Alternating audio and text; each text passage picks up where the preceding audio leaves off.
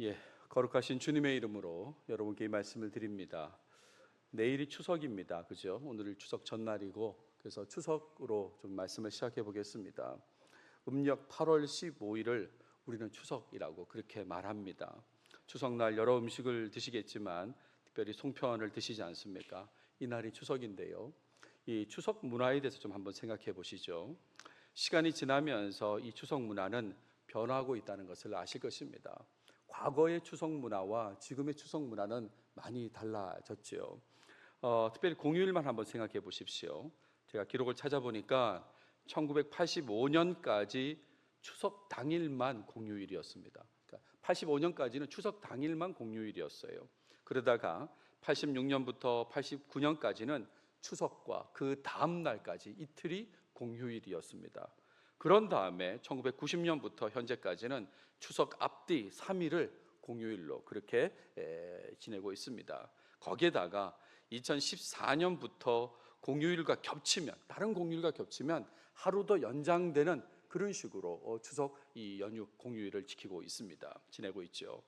그래서 이번에는 10월 3일부터 12일까지 최장 열흘간 쉴 수 있다, 이런 뉴스들이 많이 보도되지 않습니까? 그렇게 계속해서 연결돼서 쉴 수 있게 됩니다. 그러다 보니까 많이 바뀌는 것 같아요. 이동만 해도 많이 바뀌죠. 예전에는 이맘때 되면 계속 귀성과 관련된 뉴스가 나옵니다. 지금도 나옵니다. 톨게이트 기준 서울 부산 간 몇 시간 걸린다 이렇게 나오지만, 하지만 예전보다 좀 많이 약해졌잖아요. 귀성보다 역귀성이 또 생기게 되고요. 부모가 자녀의 집에 오르게 되는 역귀성도 생기고 해외여행도 많아지는 것 같습니다. 일일 하루 인천공항 이용객이 20만 명 이상이라고 하죠. 10월 3일, 며칠 전 10월 3일 이용객은 인천공항 이래 최대 피크를 찍었다, 그런 뉴스를 본 것 같은데, 아무튼 많은 사람들이 이렇게 해외로 가고 계십니다. 거기다 추석 음식도 많이 달라졌죠. 함께 모여서 조리하는 그 문화에서 이미 조리된 음식을 구입하는 걸로 바뀌기도 하고, 또 집에서 식사하기도 하지만 외식을 하는 그런 문화로 이렇게 바뀌어가기도 하는 것 같습니다. 명절과 관련해서 예전에 생각지도 못했던 변화가 현실로 나타나고 있는 것입니다. 예전에는 생각지도 못했는데 그런 변화가 나타나요. 명절에는 가게가 문을 닫는다고 생각했습니다. 예전에는 그렇게 생각했습니다. 근데 지금도 그럴까요? 그렇지 않죠. 명절 당일 또는 당일 오전만 문을 닫는 가게가 참 많이 있는 것 같습니다. 게다가 잠시이지만 몇 해 전에 코로나19 시즌에 나타난 반짝 변화도 있습니다. 코로나19 시즌에는 이런 변화된 부분도 있어요. 현수막이 걸렸는데 이렇게 걸렸습니다. 불효자는 옵니다. 불효자는 옵니다. 오지 말라고 그렇게 했지 않습니까? 그러니까 예전에는 생각지도 못했던 변화가 우리 변화 속에 이렇게 나타나는 겁니다. 그런데 이렇게 예상하지도 못한 변화가 개인의 삶 속에도 나타날 수 있습니다. 세상적, 문화적으로, 이렇게 사회적으로 나타나는 변화도 있지만 개인의 삶에도 변화가 나타날 수 있다, 이런 말이죠.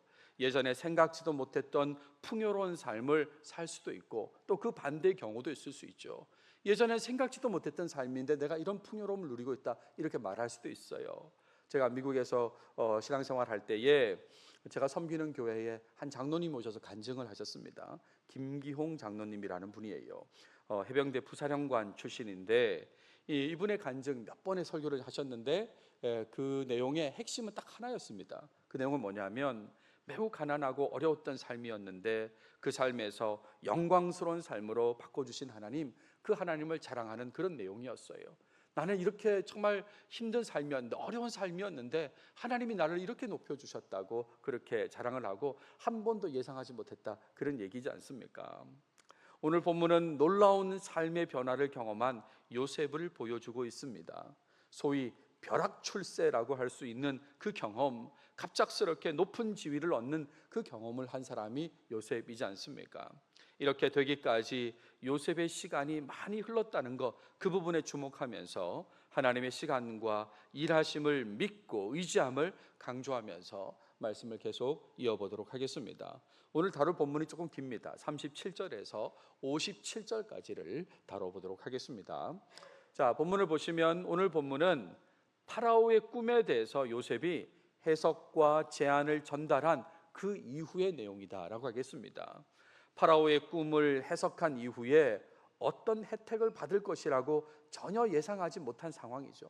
내가 이걸 해석하면 무슨 혜택을 받을 거야, 선물을 받을 거야, 이렇게 예상하지 않았습니다. 그런 상황이에요. 그리고 오히려 왕의 심기를 건드려서 위험해질 수도 있는 그런 상황이었는데, 그런 상황에서 놀라운 경험을 하게 되었다, 이런 말입니다. 생각지도 못한 지위에 오르게 된 것이다, 이거죠. 이런 내용을 한번 살펴보겠습니다. 일단 37절은 요셉의 제안에 대한 반응을 보여줍니다. 요셉이 뭘 제안합니까? 7년 풍년 동안의 흉년을 대비하자고 그렇게 제안하지 않습니까? 좀 더 구체적으로는 이집트 땅의 5분의 1을 거두어 가지고 파라오의 이름으로 각 성읍에 저장해야 된다고 그렇게 제안을 했습니다. 그랬을 때에 파라오와 신하들이 그 제안을 좋게 여겼다고 그랬어요. 본문에 보시면 바로와 그의 모든 신하가 이 일을 좋게 여긴지라 라고 했습니다. 그리고 나서 이어지는 내용 38절부터 45절은 파라오가 요셉을 총리로 임명하는 그런 내용입니다. 먼저 신하들에게 이렇게 얘기해요. 이와 같이 하나님의 영에 감동된 사람을 우리가 어찌 찾을 수 있으리요 하고, 하나님의 영에 감동된 사람이라고 하는 말은 뭘 의미하냐면 하나님, 신이 베풀어 줄 때에 얻을 수 있는 것이 지혜와 명철이거든요. 이 지혜와 명철이라고 하는 건 하나님이 주셔야만 되는 건데, 그러니까 그런 지혜와 명철을 가진 사람이 필요하다는 걸 지금 말하고 있는 것입니다. 하나님의 영에 감동된 사람을 우리가 어찌 찾을 수 있으리요? 이런 사람이 필요한데 어떻게 찾겠느냐라고 하면서 요셉에게 파라오가 얘기합니다. 조건에 충족된 자가 너밖에 없다고 그렇게 얘기하는 거죠. 하나님의 영을 통한 지혜를 소유한 자는 너밖에 없다고 그렇게 얘기합니다. 하나님이 이 모든 것을 내게 보이셨으니 너와 같이 명철하고 지혜 있는 자가 없도다 라고 얘기하죠. 그러면서 갑자기 선포하는 겁니다. 총리가 되라고 그렇게 얘기하는 거죠. 1인지하 만인지상의 자리에 서라고 그렇게 얘기하는 것입니다. 1인 그 왕 아래에, 그리고 만인의 그 위에 서라고 그렇게 얘기하는 거죠. 내용을 보시면 너는 내 집을 다스리라, 내 백성이 다 내 명령에 복종하리니 내가 너보다 높은 것은 내 왕자뿐이니라 라고 그렇게 얘기했습니다. 쉽게 말하면 넘버 2 자리에 오르라고 그렇게 얘기하는 거죠.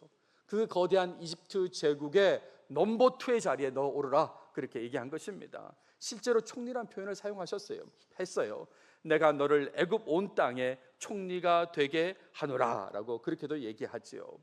자, 그런 다음에 요셉이 총리라는 것을 드러내는 조치를 취하는데 여러 가지 조치를 취합니다. 요셉이란 사람이 지금 감옥에서 나와서 지금 꿈 해석밖에 한 것이 없는데 이 사람이 총리가 되고 나니까 뒤에 이어지는 조치가 필요하지 않습니까? 그래서 왕이 여러 가지 조치를 취하는데 첫 번째는 파라오의 인장 반지를 요셉의 손에 끼워 줍니다. 이것은 요셉에게 권위를 부여하는 것이지요. 누구도 요셉을 얕잡아 보지 못하게 인장 반지를 주는 것입니다. 결제에 필요한 반지입니다. 결제에. 그러니까 지금 총리인 요셉을 통해서 결제가 되게 할 것이다 라고 그렇게 확실히 권위를 부여하는 것이죠. 두 번째는 요셉에게 세마포 옷을 입힙니다. 나름 감옥에서 나올 때 수염도 깎고 옷도 갈아입었지만 관복이 아니지 않습니까? 관복을 입혔다 그 얘기예요. 관복을요. 특별히 총리의 관복이니까 아마 최상의 세마포를 입혔을 거다라고 그렇게 생각할 수 있습니다. 게다가 금사슬을 목에 걸어줬다 그랬습니다. 이것은 파라오가 주는 상급이다라고 할 수 있죠. 여러분, 어떤 군인이나 이렇게 정복을 입은 사람들 보면 이렇게 여러 가지 표식들이 많잖아요. 그리고 훈장을 단 사람도 있고, 그런 것처럼 이 사람은 특별한 사람이야, 왕의 특별한 어떤 그 혜택을 받는 사람이라는 걸 보여주기 위해서 금사슬을 목에 걸어 주었습니다. 뿐만 아니라 버금수레에 요셉을 태웠다 그랬습니다. 으뜸수레 아니고 그 밑에 바로 아래 버금수레라고 한 것이죠. 이집트의 2인자가 타는 수레다 이런 말입니다. 설교를 준비하면서 궁금했습니다. 대한민국 대통령이 타고 다니는 차는 어떤 차인가 궁금해서 찾아봤습니다. 그랬더니 벤츠 S650을 타고 간다, 또 때로는 캐딜락 에스컬레이드를 탄다, 이렇게 최근에는 그런 것 같습니다. 그래서 그러면 총리는 뭘 탈까 했더니 S450을 타지 않는가, 또는 650 탈 수도 있다, 그렇게 되어 있더라고요. 확실한 건 모르겠습니다. 아무튼 현 시대에도 최고의 권력자가 타는 차가 있고 또 그 밑에 타는 차가 있겠죠. 그렇죠? 이 버금수레를 타게 했습니다. 누가 봐도 저 사람은 총리야라고 하는 것을 확인시켜 주는 거죠. 총리라는 것을 드러내면서 복음술에 태웠을 때에 사람들의 반응이 이어지는데, 그 사람들의 반응은 무리가 그의 앞에서 소리 지르기를 엎드리라 하더라라고 하는 거죠. 엎드리라. 그 수레를 타고, 이 두 번째 2인자의 수레를 타고 이동할 때에 사람들은 자연스럽게 엎드리게 된다, 그런 말입니다. 정말 존귀한 자로서 이집트 왕이 요셉을 지금 만들어주고 있는 것이에요.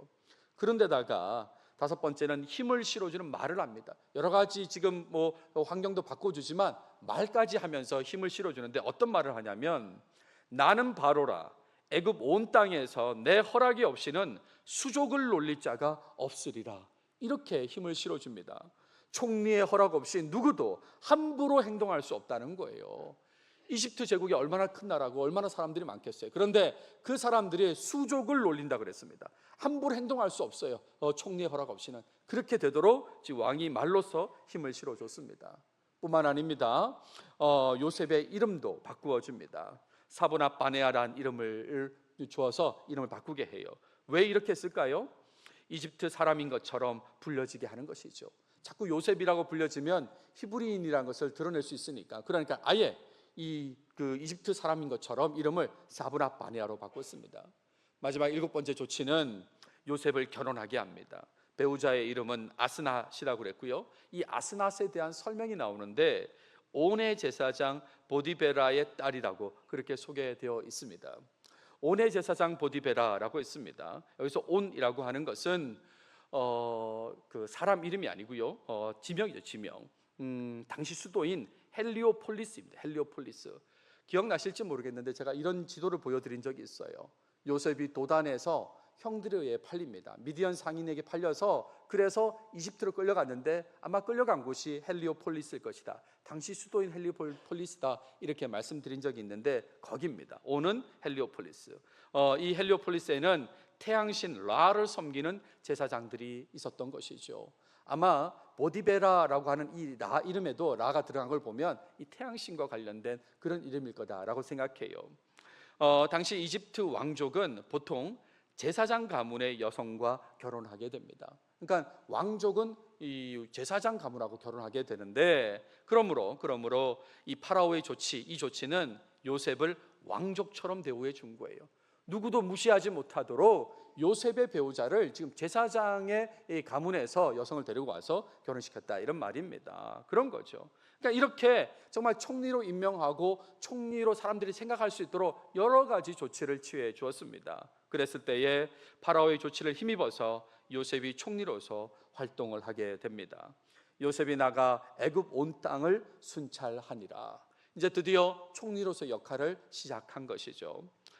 그리고 46절부터 49절에는 요셉이 자신의 제안대로 시행하는 모습을 보여줍니다. 7년 흉년 때 곡식을 모으고 흉년을 대비하자고 한 그 모습이 이제 나타나는 거죠. 일단 이 내용을 하기 전에 요셉이 총리로서 활동할 때의 나이를 소개하는데 30살이라고 그렇게 소개합니다. 30살의 나이에 요셉이 이 큰 나라의 총리가 되었다, 이런 말이죠.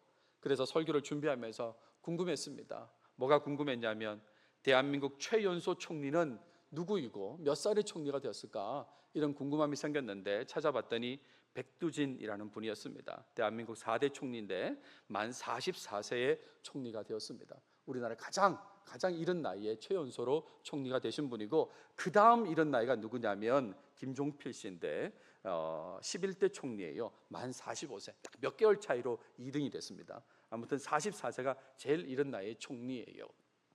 그러다가 하나 더 궁금했습니다. 조선시대 최연소 영의정은 누군가를 궁금했는데, 이준이라는 사람, 세조 때 영의정인데 28살의 영의정입니다. 28살에. 여러분 28살에 뭐 하셨습니까?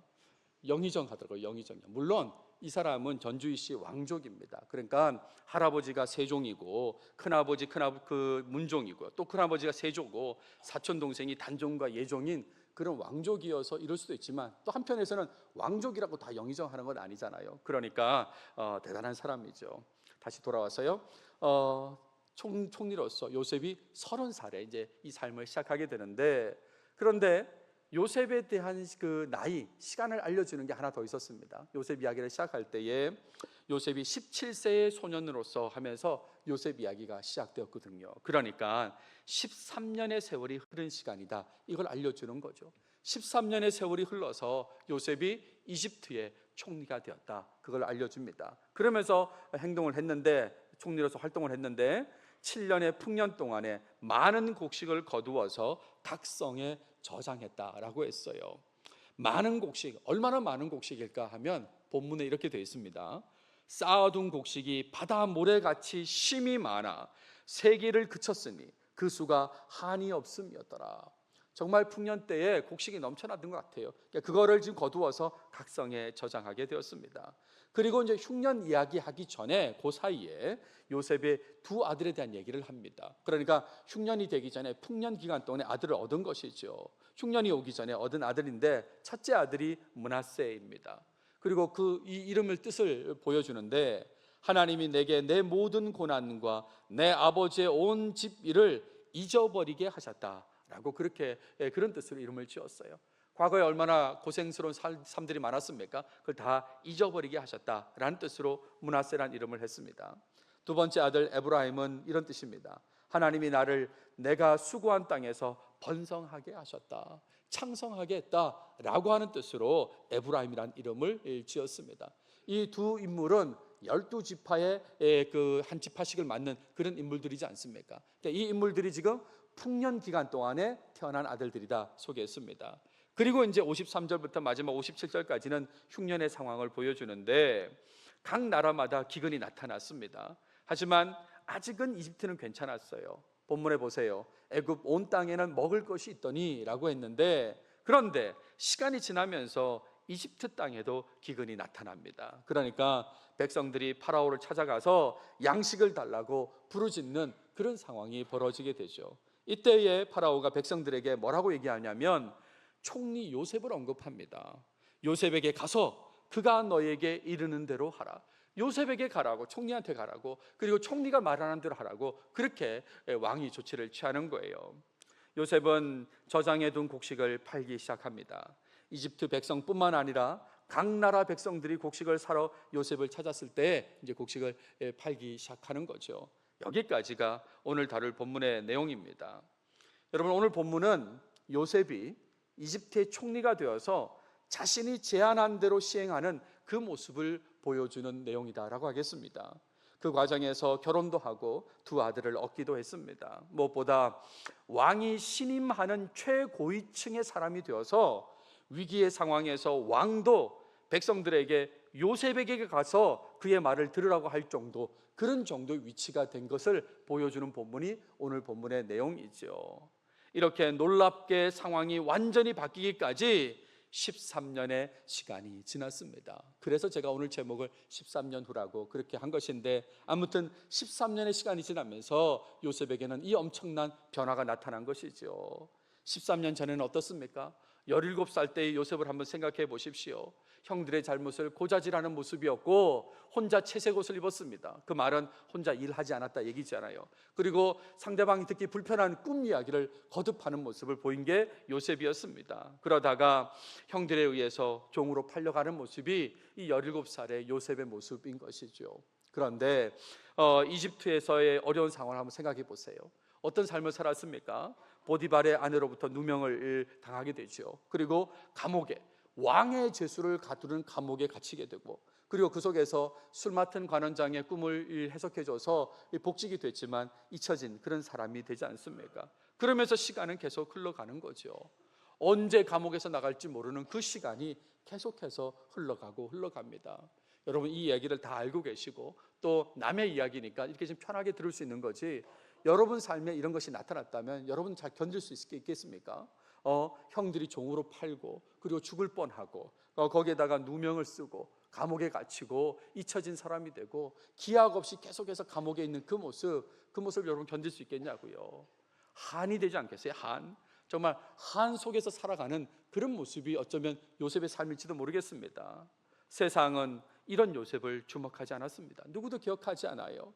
기억해주는 사람도 없이 긴 시간을 보낸 그 요셉을 하나님께서는 그분의 시간에 이집트라는 큰 나라의 총리가 되게 하셨습니다. 누구도 주목하지 않았는데 하나님께서는 하나님의 시간에, 하나님의 때에 요셉을 총리가 되게 하셨지요. 하나님의 섭리는 정말 알면 알수록 놀라움 그 자체입니다. 하나님은 정말 놀라우신 분이다. 특히나 이 당시에 이집트를 지배한 지배층을 한번 생각해 보세요. 이 당시 이집트를 지배하는 세력은 이집트 본토인이 아니라 힉소스족입니다. 제가 가끔 다른 성경 공부 때도 말씀을 드렸지만, 여러분 중국도 중국 한족이 다스릴 때가 있지만 아닌 족속이 다스릴 때가 있었잖아요. 원나라나 청나라를 한번 생각해 보세요. 그때 같은 시절이다 이런 말입니다. 그러니까 요셉 같은 사람이 총리가 될 수 있는 거죠. 이집트 본토인이 다스리고 있었으면 요셉이 아무리 꿈을 해석을 해도 총리가 못 되었을 텐데, 힉소스족이 다스리고 있었기 때문에 요셉 같은 사람이 총리로 발탁된다 이런 말입니다. 여러분 출애굽기를 시작할 때 어떻게 시작합니까? 요셉을 알지 못하는 새 왕이 일어나 애굽을 다스리더니 그랬잖아요. 아무리 새 왕이 나타나도 전직 총리를 몰라봅니까? 왜 몰라요? 근데 이런 상황인 거죠. 힉소스족이 다스리다가 다시 이집트 본토인이 다스리니까 그 힉소스족이 다스릴 때의 총리를 몰랐다, 그런 얘기지 않습니까? 아무튼 모든 상황을 다 주관하십니다. 이런 상황까지 다 주관하시고 파라오의 꿈까지 사용하셔서 요셉이 총리가 되게 하셨다 이런 말이죠. 13년의 세월만 바라보면 힘든 것만 생각할 수밖에 없어요. 그렇죠? 이것도 힘들고 저것도 힘들고 답답하고 그럴 수밖에 없지만, 하나님께서 일하시는 그 시간으로 보면, 하나님이 일하시는 시간으로 보면 너무나 놀라운 하나님의 섭리를 느낄 수 있는 시간이다 이런 말입니다. 이런 하나님의 일하심만 바라보면서 13년 아니 그 이상도 기다릴 수 있어야 된다는 말씀을 지금 드리려고 하는 거예요. 그래서 적용점의 말씀도 그것입니다. 하나님의 시간을 기다리면서 하나님을 더욱 신뢰하고 의지하는 삶, 그런 삶을 살아가시는 여러분들이 되시길 바랍니다. 하나님의 시간을 기다리십시오. 하나님을 신뢰하면서 그 시간을 기다려야 된다 이런 얘기입니다.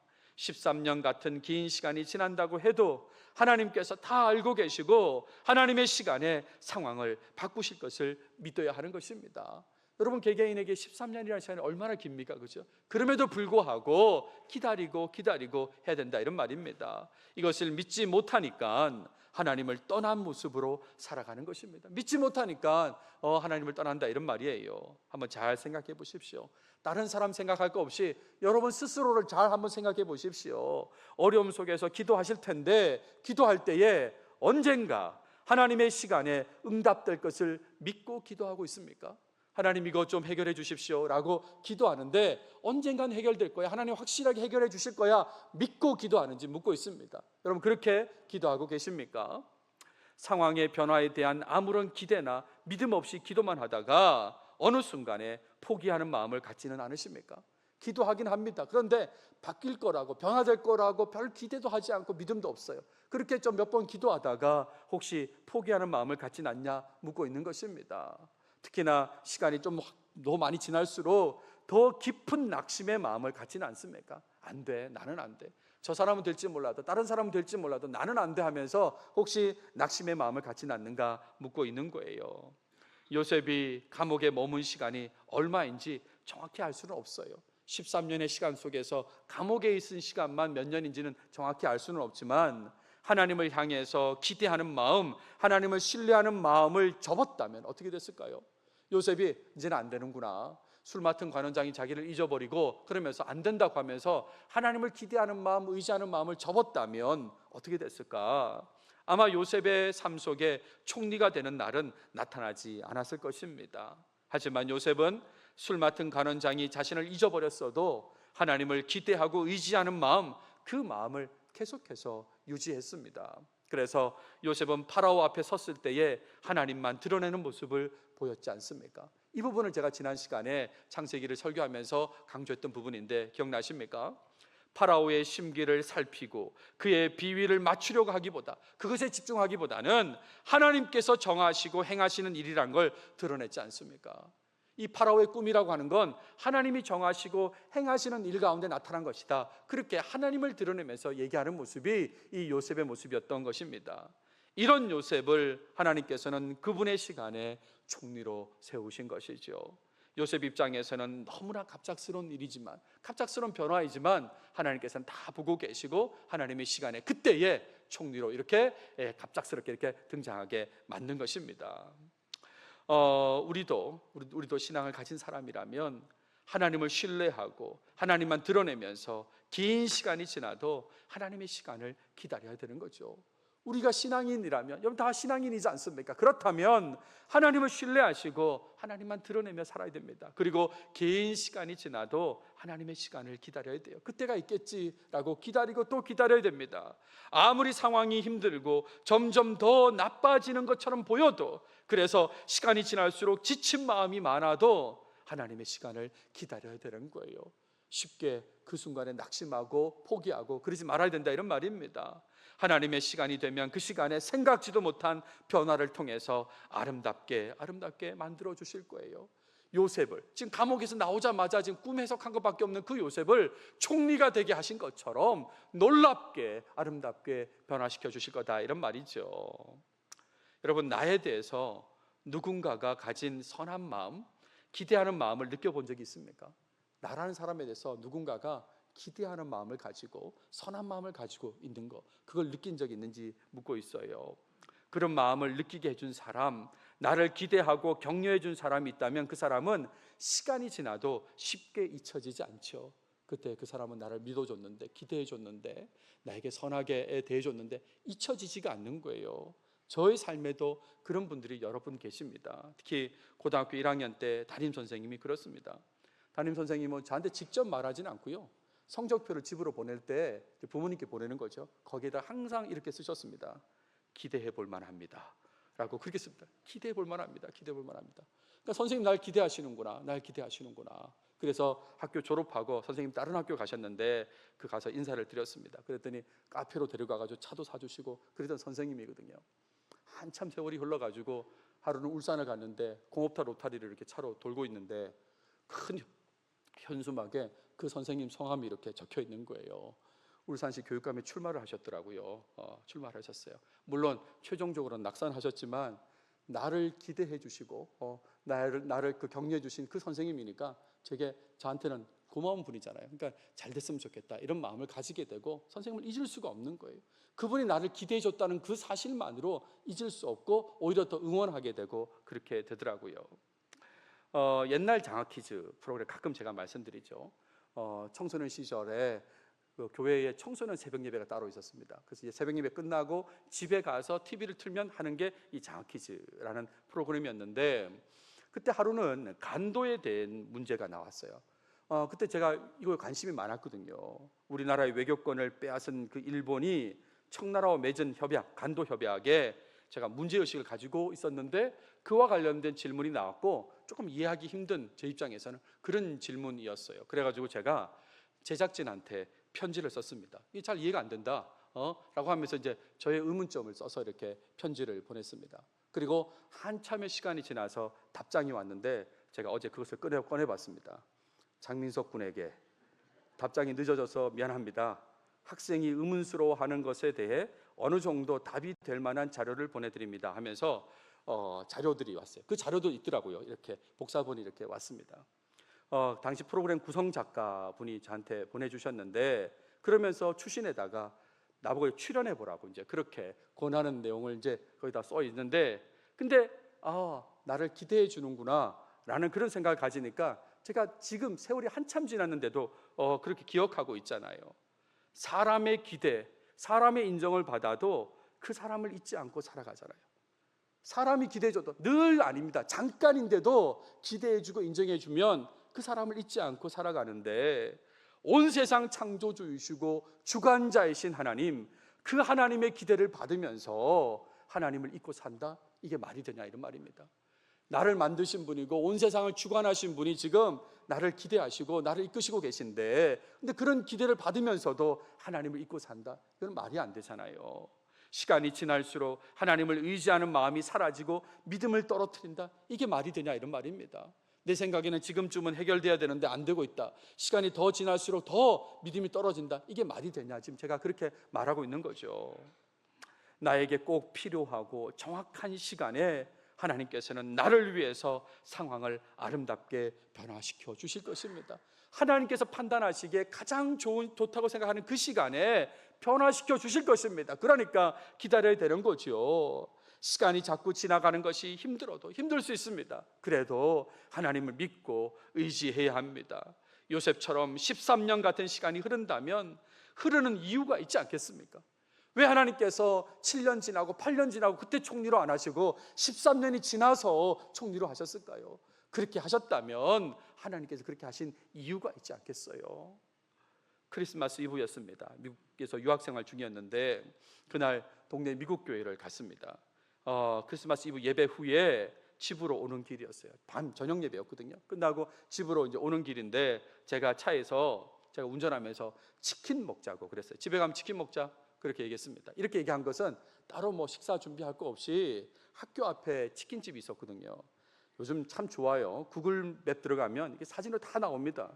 제가 공부했던 학교 정문인데 요 정문 건너편에 철치치킨이라는 치킨집이 있습니다. 그러니까 제 집이 그 학교 안에 있으니까 가는 길이잖아요. 학교로 들어가는 길에 바로 여기 들러가지고 그래서 이 교회 닭이잖아요.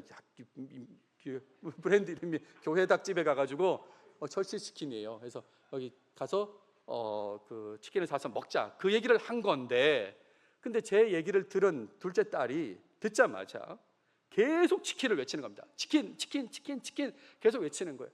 그러다가 외치다가 넘쳐서 울기 시작합니다. 달라 이거죠. 달라고. 제가 어떻게 할까요? 도착할 때까지 시간이 걸립니다. 시간이 걸리는 거예요. 그렇죠. 아무리 외치고 울어도 고속도로 중간에서 치킨을 줄 수는 없지 않습니까? I-10 브랜치는 610이라는 고속도로인데 그걸 지나가야, 그리고 그 학교 앞에 가야 치킨을 줄 수 있는 거지. 그 전에 아무리 울고 뭐 소리를 지르고 해도 치킨을 줄 수가 없어요. 줄 수 없다고요. 아버지가 다 알아서 하는데, 가만히 있으면 주는데 가서 따뜻한 먹을 수 있는데 그걸 못 기다리고 지금 달라고 울고 또 울고 크게 소리 지르고 감당할 수 없는 그런 상황이 지나갔죠. 여러분 삶을 한번 생각해 보세요.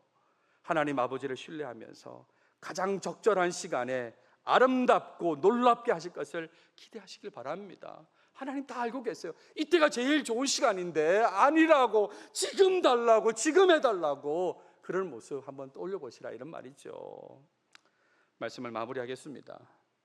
13년의 시간 속에서 오히려 하나님을 드러내는 사람이 된 요셉처럼 하나님을 더 많이 기대하고 의지하시는 여러분들이 되시면 좋겠습니다.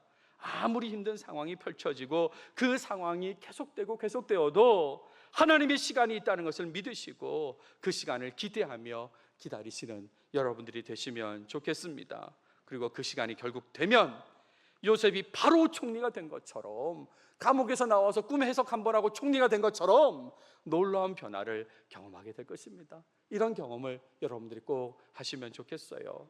제가 추석 가정예배 순서지를 만들었습니다. 그 순서지에 말씀 메시지를 하나 담았는데 그 말씀이 뭐냐면 하나님 말씀에 아멘 하면서 순종해야 된다, 그걸 강조하는 메시지를 그 순서지에 담았습니다. 그래서 좀 연결해 보면 오늘 말씀에도 아멘 하시고요, 아멘 하시고 하나님의 시간을 철저히 믿고 기다리시는 여러분 모두가 다 되시길 바랍니다. 기도하겠습니다. 하나님 감사합니다.